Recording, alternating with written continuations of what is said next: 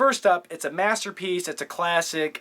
This is a film that film enthusiasts and film professionals across the nations look at as a masterpiece in cinematography, storytelling, and visual effects.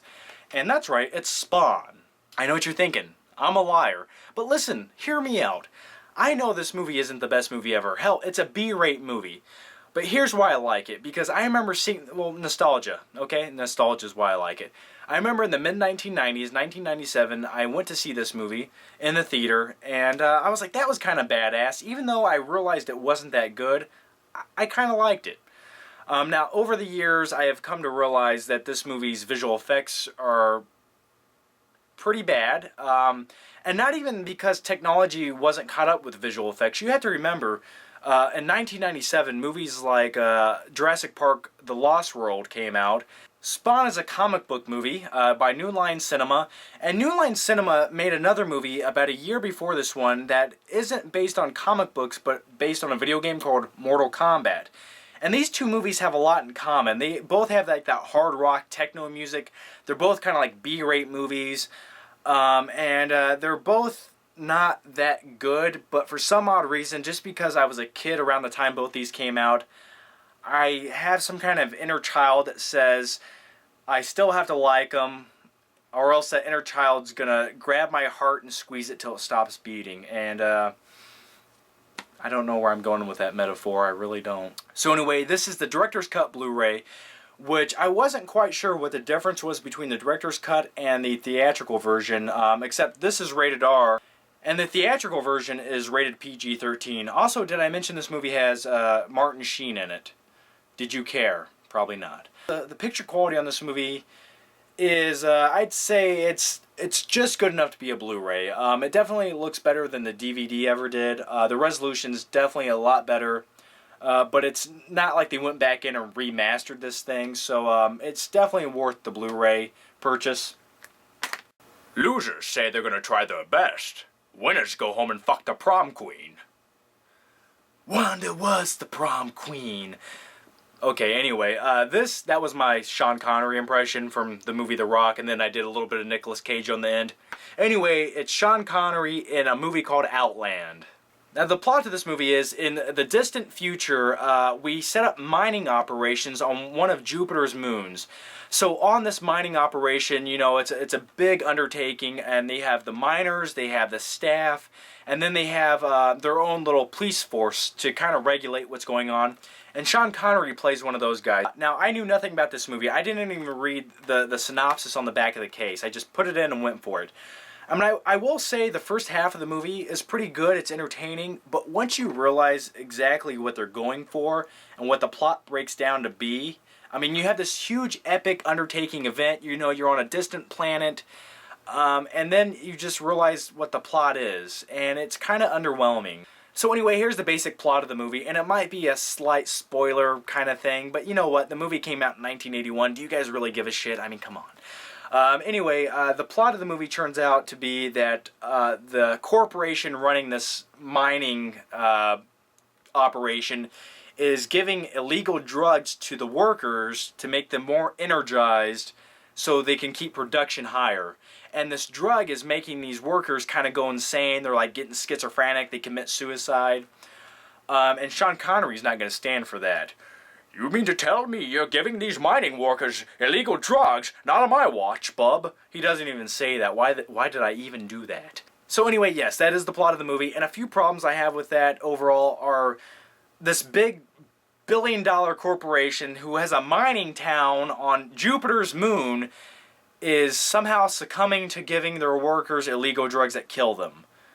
I don't mean to be the bearer of bad news, but caffeine gives people more energy, and it doesn't kill you. So you guys could have just done that rather than give them this shit that killed them. Just saying. Anyway, picture quality wise, this is a 1981 movie, like I said, and I was fairly impressed with the Blu-ray picture quality on this. I've never seen the DVD to compare it to, but the resolution looked good. It wasn't pixelated. It didn't have a lot of noticeable compression to it. Now the special features, there's not a lot there. There's just some commentary and a theatrical trailer. But anyway, if you guys are into sci-fi, kind of weird ball movies, check this out. Okay, next up it's Frequency, starring Dennis Quaid and Jim Caviezel. I like to call him Jesus. Anyway, let me first mention this cover to this movie. What looks wrong here to you? Okay, you have Dennis Quaid there, looking like, you know, Dennis Quaid does, but then you have Jim Caviezel over there. And to me, that looks like a 1995 Jim Caviezel. He looks a little too young, and he doesn't look anything like he does in this movie. I don't know where they got that. I don't know what happened. I don't know if the graphic designer over at the company who made this was just, you know, he's like, screw it, I don't feel like looking, Google, Jim Caviezel, here we go. I'm surprised it wasn't the picture of him from Passion of the Christ. He has a beard and a little crown of thorns on there, because it doesn't even look like they paid attention to what the hell they were putting right there. So anyway, the movie Frequency is pretty damn good. I remember the first time I've seen this movie. This was one of the first DVDs I ever watched. I remember my parents bought a DVD player. My mom went to the store. She rented Frequency, and I think she rented, what was the other DVD? Final Destination. Yep, the first two DVDs I ever watched at home. This might be a little bit off topic, but the one problem I've always had with movies like this is where people try to go back and change the past, is they're very frustrating to me, because I see these characters on screen doing the dumbest possible shit to try to change things. I mean, they know what's going to happen, they know where to be and when to be there, but they always somehow screw it up, and they keep doing it over and over. And it's just like, be more prepared. I mean, Jesus. They always go so unprepared. In one scene I remember, Dennis Quaid is at this bar, and he's supposed to encounter the killer of Jim Caviezel's mother, the character or whatever. So anyway, he's just at this bar kind of milling around, and then he gets his ass kicked and the killer gets away. And it's just like, why would you not have a shotgun ready, have 4 of your best friends outside the bar waiting, have a taser, have some duct tape, have a toothpick? I don't know.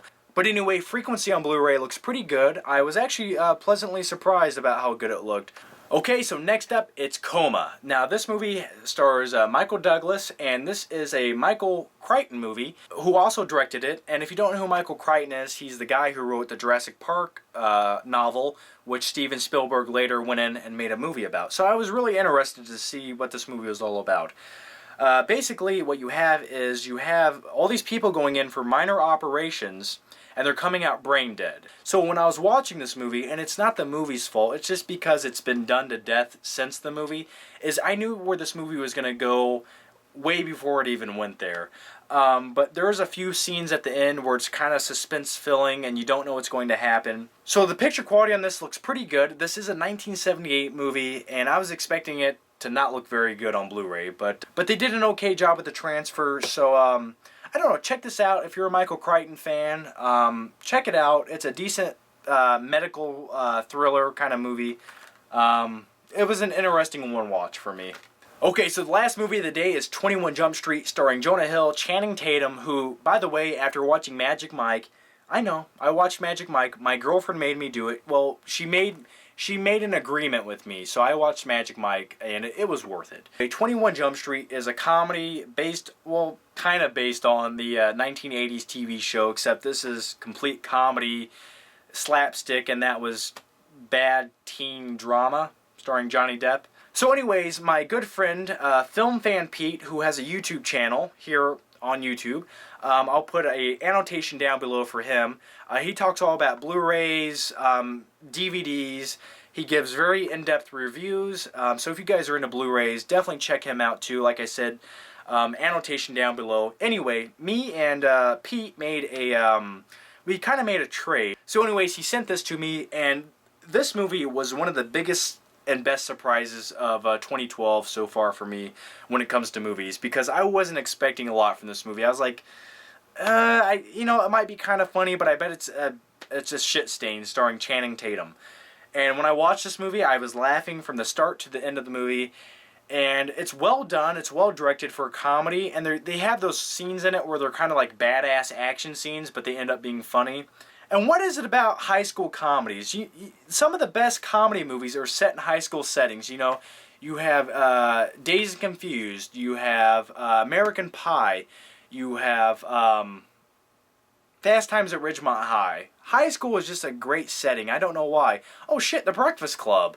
Ferris Bueller's Day Off. They just keep coming. Also, this movie stars James Franco's little brother, and I don't know what his name is, nor do I even care to learn it, but here's my impression of James Franco's little brother. Anyway, 21 Jump Street is one of the funniest movies I've watched all year. Blu-ray picture quality is phenomenal. I can't say one bad thing about it. And the special features on here are pretty interesting. I really like the commentary with Jonah Hill and Channing Tatum. And also how the movie came to be. Even the directors and actors of this movie thought it wasn't going to do shit at the theater.